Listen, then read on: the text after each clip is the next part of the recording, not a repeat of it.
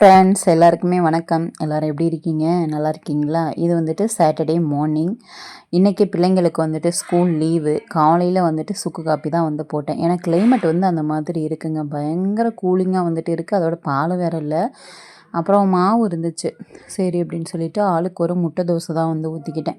பிள்ளைங்களுக்கு முட்டை தோசைனா வந்து பிடிக்கும். நான் ஒரு முட்டை தோசை வந்து எடுத்துக்கிட்டேன். அஸ்விதாவுக்கு வந்துட்டு ஒரு முட்டை தோசை, ஒரு பிளெயின் தோசை. சுபஸ்ரீ ஒரு தோசை சாப்பிட்றதே பெரிய உலக அதிசயம். அப்புறம் வந்துட்டு பார்த்தீங்க அப்படின்னா இதில் வந்துட்டு முட்டை, மிளகு, ஜீரகம், மஞ்சத்தூள், உப்பு இது எல்லாம் போட்டால் தான் வந்துட்டு இவங்க வந்து சாப்பிடுவாங்க. இல்லாட்டி சாப்பிட மாட்டாங்க. என்னைய நான் பெற்ற பிள்ளைங்க. அதுக்கப்புறம் பார்த்தீங்க அப்படின்னா இதை வந்துட்டு திருப்பி போட்டு நல்லா வந்து வேக வச்சுட்டு, அதுக்கப்புறம் இந்த இது இருக்குல்ல, அதாவது மோமோஸ் வந்து செஞ்சப்போ அந்த சட்னி வந்து மிச்சம் இருந்துச்சு, ஃப்ரிட்ஜில் இருக்குது. அதை வச்சே வந்து காலையில் கொடுத்துடலாம் அப்படின்னு சொல்லிட்டு பெரியவளுக்கு மோமோ சட்னி முட்டை தோசை வந்து வச்சு கொடுத்துட்டேன்.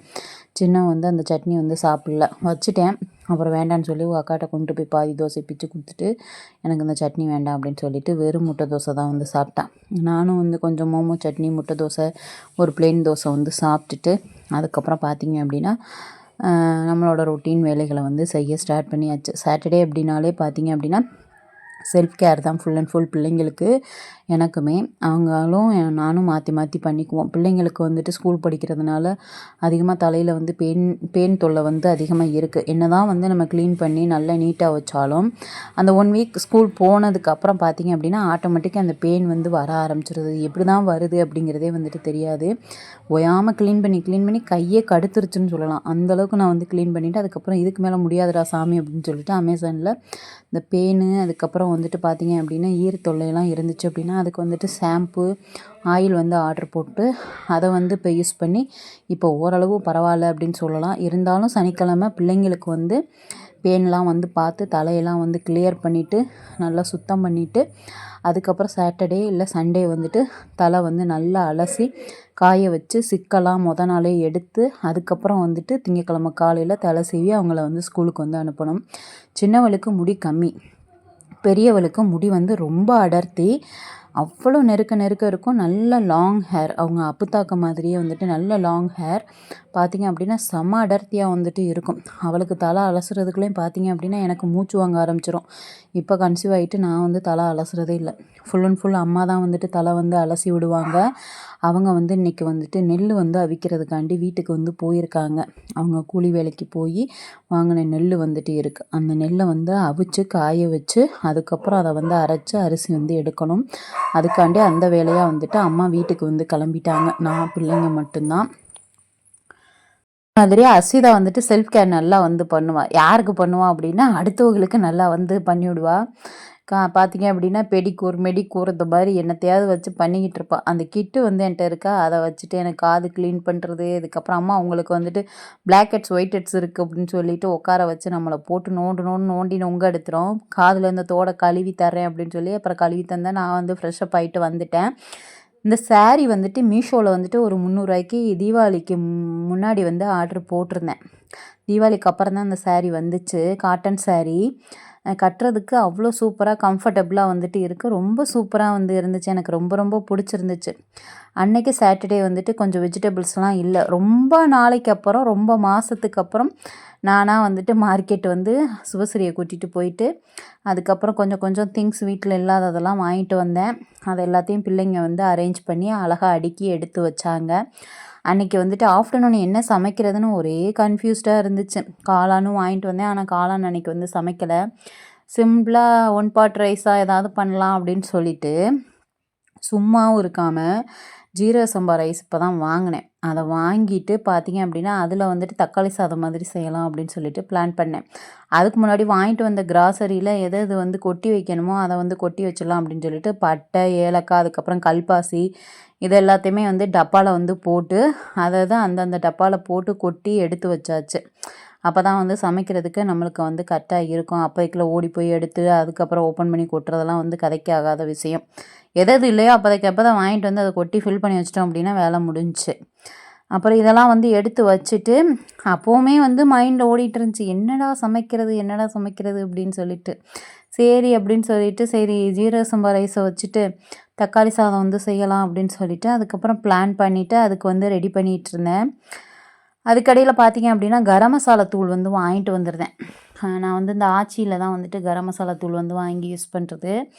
அதை வந்துட்டு பார்த்தீங்க அப்படின்னா ஒரு பாக்கெட் எடுத்து கொட்டி வச்சிடலாம் அப்படின்னு சொல்லிட்டு அதுவுமே வந்து கொட்டி எடுத்து வச்சுட்டு, சரி நெக்ஸ்ட்டு வந்து பார்த்தீங்க அப்படின்னா இப்போ வந்து ரைஸ் வந்து எடுத்துக்கலாம் அப்படின்னு சொல்லிட்டு அதுக்கடையில் இஞ்சி பூண்டு பேஸ்ட்டெல்லாம் வந்து அசிதாட்ட வந்து கேட்டேன். அப்புறம் அதெல்லாம் வந்து எடுத்துகிட்டு வந்து அவள் வந்து தந்தா.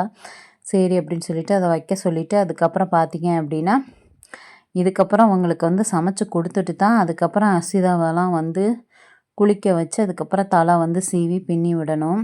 ஆனால் அன்றைக்கி வந்துட்டு கொஞ்சம் லேட்டாகவே ஆயிடுச்சு. கொஞ்சம் சமைச்சிட்டு போனேன், டயர்டாகி அப்படியே வந்து படுத்தாச்சு. ஈவினிங்க்கு மேலே தான் வந்து அஸ்விதா குளிச்சு அதுக்கப்புறம் ஈவினிங்க்கு மேலே தான் வந்து தலையை வந்து சீவிட்டேன். அது வரைக்கும் அந்த தலை அப்படி தான் வந்து தெரிஞ்சிச்சு. ஏன்னு கேட்டிங்க அப்படின்னா அவ்வளோ சீக்கிரம் வந்து சிக்கெல்லாம் எடுக்க முடியாது. அஸ்விதாட்டு முடி வந்துட்டு நல்லா அடர்த்தி ப்ளஸ் எப்படி தான் சிக்கு பிடிக்குமோ தெரியாது. என்ன தான் எண்ணெய் வந்து வச்சு நல்லா வலுவலுன்னு சீவுனாலும் அந்த ஃப்ரீ ஹேரு அப்படின்னு சொல்லி போட்டால் போதும், உடனே வந்து முடி வந்து நல்ல சிக்காயிரும். நம்ம ஒன்றுமே பண்ணுறதுக்கே இல்லை. அட போங்கடா அங்கிட்டு அப்படின்ட்டு கையே கடுத்துருங்க.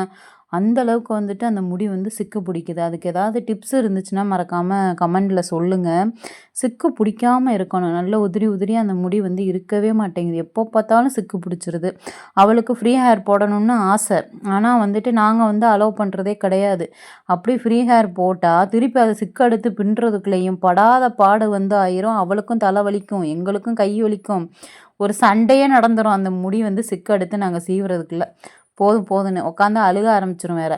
அதுக்கப்புறம் பார்த்தீங்க அப்படின்னா ஜீரக சம்பா ரைஸ் வந்து எடுத்து அதை வந்துட்டு ஊற வச்சுட்டேன். ஊற வச்சுட்டு வெங்காயம் தக்காளி எல்லாமே சைடே வந்து கட் பண்ணிக்கலாம் அப்படின்னு சொல்லிட்டு கட் பண்ணி எல்லாத்தையுமே வந்து எடுத்து வச்சுக்கலாம் அப்படின்னு சொல்லிட்டு அது வந்து ரெடி பண்ணிகிட்டு இருந்தேன். எனக்கு என்னமோ தெரியல, இந்த ஜீரக சம்பா ரைஸுக்கு தண்ணி மெஷர்மெண்ட் வந்துட்டு எனக்கு அப்போதைக்கு குழப்பிடுது. இதே வந்து பாஸ்மதி ரைஸ்னால் எனக்கு வந்து கரெக்டாக வந்து தெரியுது. ஆனால் ஜீரக சம்பா ரைஸுக்கு வந்துட்டு 1க்கு 1 இல்லை 1க்கு 1 1/4 அப்படிங்கிறது வந்துட்டு குழப்பம். இதே பாஸ்மதி ரைஸ்னால் 1க்கு 1 1/2 இல்லை பழைய அரிசி அப்படின்னா ஒரு 2 அப்படி மெஷர்மெண்ட்டில் நான் வந்து போட்டுக்குவேன். கொஞ்சம் கூடவே வந்து குண்டக்க மண்டக்கன்னு தண்ணி ஊற்றி எங்கிட்டோம். ஆனால் வந்து ரைஸ் வந்துட்டு நல்ல உதிரி உதிரியாக வந்துடும் பாஸ்மதி ரைஸை பொறுத்த வரைக்கும். வீட்டு ரைஸும் அதே மாதிரி தாங்க. ஆனால் இந்த ஜீரக சம்பா ரைஸ் வந்துட்டு பார்த்தீங்க அப்படின்னா எனக்கு தண்ணி மெஷர்மெண்ட்டே வந்துட்டு அப்போதைக்கு குழப்பிடுவேன். எனக்கு இந்த குக்கரில் வந்துட்டு இந்த தக்காளி சாதம் கிண்டுறதெல்லாம் வந்துட்டு எனக்கு வரவே வராது. சரி இன்றைக்கி ட்ரை பண்ணலாம் அப்படின்னு சொல்லிட்டு பார்த்தீங்க அப்படின்னா கரம் மசாலா, ஸ்பைசஸ், வெங்காயம், அதுக்கப்புறம் வந்துட்டு பச்சை மிளகா, இஞ்சி பூண்டு பேஸ்ட்டு, தக்காளி இதெல்லாம் போட்டு நல்லா வந்து வதக்கிட்டு அதுக்கப்புறம் பார்த்தீங்க அப்படின்னா ஸ்பைசஸ் எல்லாமே ஆட் பண்ணிட்டேன். மிளகாத்தூள், அதுக்கப்புறம் வந்து பார்த்தீங்க அப்படின்னா கொஞ்சமாக சிக்கன் மசாலா, அதாவது சாரி பிரியாணி மசாலா தூள் வந்து இருந்துச்சு. அதையுமே இதில் வந்து ஆட் பண்ணிவிட்டு நம்ம வந்துட்டு ஒரு என்ன சொல்கிறது, தக்காளி சாதம்னு சொல்ல முடியாது, பிரியாணி ரைஸ்ன்னு சொல்ல முடியாது. ஒரு டிஃப்ரெண்ட்டான ரைஸ் வந்து செய்வோம் அப்படின்னு சொல்லிட்டு அன்றைக்கி டிஃப்ரெண்ட்டாக என்னத்தையோ வந்து கைக்கு வந்தபடி இருக்கிற மசாலாவை போட்டு என்னத்தையோ பண்ணினேன்னு வச்சுக்கோங்களேன். ஆனால் வந்த அவுட்புட் பார்த்தீங்க அப்படின்னா கடைசியில் பொங்கச்சோறு மாதிரி தான் ஆகிப்போச்சு நிலமை. எடடா அது இப்படி ஆயிடுச்சு அப்படிங்கிற மாதிரி. நான் மேக்ஸிமம் வந்துட்டு 1 பாட் ரைஸாக இருக்கட்டும், இல்லை பிரியாணியாக இருக்கட்டும், எல்லாமே வந்துட்டு எனக்கு வந்து பாத்திரத்தில் தனியாக வச்சு தோசைக்கல்லில் தம்மில் போட்டால் தான் வந்துட்டு எனக்கு அது வந்து செட் ஆகும். மற்றபடி குக்கரில் எனக்கு வந்து செட்டே ஆகாது. குக்கரில் சாதம் வந்து வடிக்கிறது அப்படின்னா ஒயிட் ரைஸ் அது ஓகேவாக இருக்கும். அதுவுமே ஒரு சில டைம்ஸில் வந்து தூரில் பிடிச்சிரும். அதனால் கரெக்டாக தண்ணி வச்சா தான் வந்துட்டு ஒயிட் ரைஸுமே வந்து கரெக்டாக வரும். பழைய குக்கர் எனக்கு தெரியும், அதோட அளவும் வந்து தெரியும். ஆனால் இந்த குக்கர் இது ஸ்டெயின்லெஸ் ஸ்டீல் நல்ல சூப்பரான குக்கர், பிஜிஎம் பிராண்டு. ஆனால் வந்து பார்த்தீங்க அப்படின்னா எனக்கு எதுவும் வந்து அளவு வந்து குழப்பிடுது. அப்போதைக்கு தான் மறந்துடுவேன், இல்லாட்டி குழப்பிடுவேன் தண்ணி அளவை. அந்த மாதிரி தான் வந்து அன்றைக்கி வந்து போச்சு. எல்லா ஸ்பைசஸும் போட்டு நல்லா வதக்கிட்டு தயிர் வந்து போட்டு இதில் வந்து மிக்ஸ் பண்ணேன். ஐயையோ! தக்காளி சாதத்துக்கு தயிர் போட்டோமே, போடலாமா போடக்கூடாதா அப்படின்னு சொல்லிட்டு லாஸ்ட்டில் வந்துட்டு ஒரு கன்ஃப்யூஸ்டு. சரி போடுவோம் அப்படின்னு சொல்லிட்டு அதையும் போட்டு மிக்ஸ் பண்ணிவிட்டு என்ன சாதமோ ஏதோ ஒரு சாதம் வந்தால் சரி இப்போதைக்கு சாப்பிட்றதுக்கு அப்படின்னு சொல்லிட்டு அதுக்கப்புறம் ஜீரக சம்பா ரைஸையும் வந்து போட்டாச்சு. போட்டுட்டு பார்த்தீங்க அப்படின்னா தண்ணி ஊற்றையில் குழப்பிருச்சு. 1க்கு 1 1/4 போடுறதா, இல்லை 1 1/2 போடுறதா, இல்லை 2 தண்ணி ஊற்றுறதா அப்படின்னு சொல்லிட்டு அப்படி இருந்துமே பார்த்தீங்க அப்படின்னா கரெக்டாக ஒரு உலக்கு ரைஸ் தான் நான் வந்து எடுத்திருந்தேன். ஜீரக சம்பாவில் கோபுரமாக வச்சு ஒரு உலக்கு ரைஸ் வந்து எடுத்துட்டு மசாலாவோட போட்டு நல்லா வந்து மிக்ஸ் பண்ணிவிட்டு பார்த்தீங்க அப்படின்னா சுடுதண்ணி தான் வந்துட்டு ஊற்றுனேன். வார்ம் வாட்ரு 1 டம்ளர் வந்து ஊற்றுனேன். அப்புறம் திருப்பி மறுபடியும் பார்த்தீங்க அப்படின்னா ஒரு 1 1/2 டம்ளர் கிட்ட ஊற்றிட்டு திருப்பி மறுபடியும் பார்த்தீங்க அப்படின்னா அதுக்கப்புறமும் கொஞ்சம் ஊற்றுனேன்.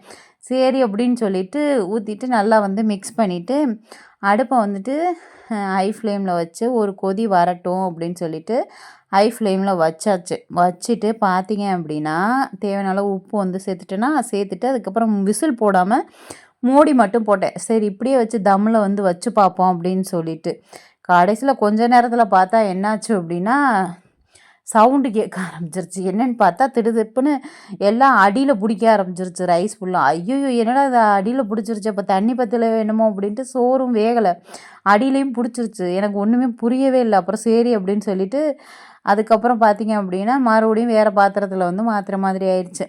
இதை வந்து குக்கரில் போட்டுட்டு தான் சரி ஏதாவது சாப்பிடுவோம் குடிப்போம் அப்படின்னு சொல்லிட்டு பார்க்கும்போது பவுண்டோ வந்து இருந்துச்சு.